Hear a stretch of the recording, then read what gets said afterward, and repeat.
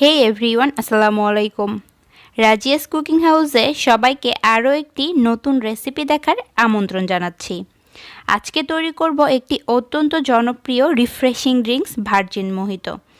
অসহ্য গরমে এমন একটা ড্রিঙ্ক সবারই প্রাণ জুড়াবে। তৈরি করা খুবই সহজ আর ইনগ্রিডিয়েন্টসও লাগে অনেক কম। ভার্জিন মোহিতো তৈরির জন্য একটি লেবু ছোট করে কেটে নিতে হবে। লাগবে কিছু পুদিনা পাতা।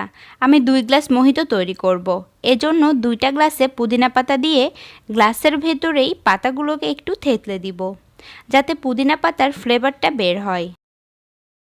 তবে খুব বেশি চাপ দিয়ে ম্যাশ করে ফেলবো না, জাস্ট ফ্লেভারটা একটু আসলেই হবে। একইভাবে কয়েক টুকরো লেবু দিয়েও এভাবে চেপে ফ্লেভারটা বের করব। লেবুর রস আমাদের প্রয়োজন নেই, শুধু ফ্লেভারটা লাগবে। 2 গ্লাসে একইভাবে লেবু ও পুদিনা পাতা চেপে নিতে হবে। আমি অল্প পরিমাণ মানে 2 গ্লাস মোহিতো তৈরি করব, তাই গ্লাসেই এই কাজটা করছি। তবে কেউ বেশি পরিমাণে তৈরি করতে চাইলে অন্য কোনো পাত্রেও এই কাজ করতে পারেন। আমি আরও একটি লেবুর টুকরো নিয়ে এভাবে হাত দিয়ে হালকা চেপে গ্লাসে দিয়ে দিলাম। এবার গ্লাসে দিয়ে দিচ্ছি আইস কিউব। আমি একটা গ্লাসে 4টা করে আইস কিউব দিয়েছি। সবশেষে দিয়ে দিচ্ছি স্প্রাইট। এখানে স্প্রাইট বা 7 আপ যে কোনো সাদা ড্রিঙ্কস ইউজ করা যাবে। যদি সোডা ওয়াটার থাকে তাহলে ড্রিঙ্কসের পরিবর্তে সেটাও দিতে পারেন। সোডা ওয়াটার ব্যবহার করলে স্বাদ মতো চিনি দিয়ে নেবেন।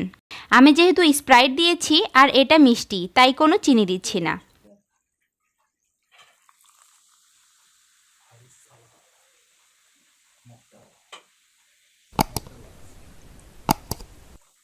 এবার সুন্দর দেখার জন্য ওপরে পুদিনা পাতা দিয়ে দিলাম, আর সবশেষে সাইডে লেমন স্লাইস দিয়ে সাজিয়ে দিলাম।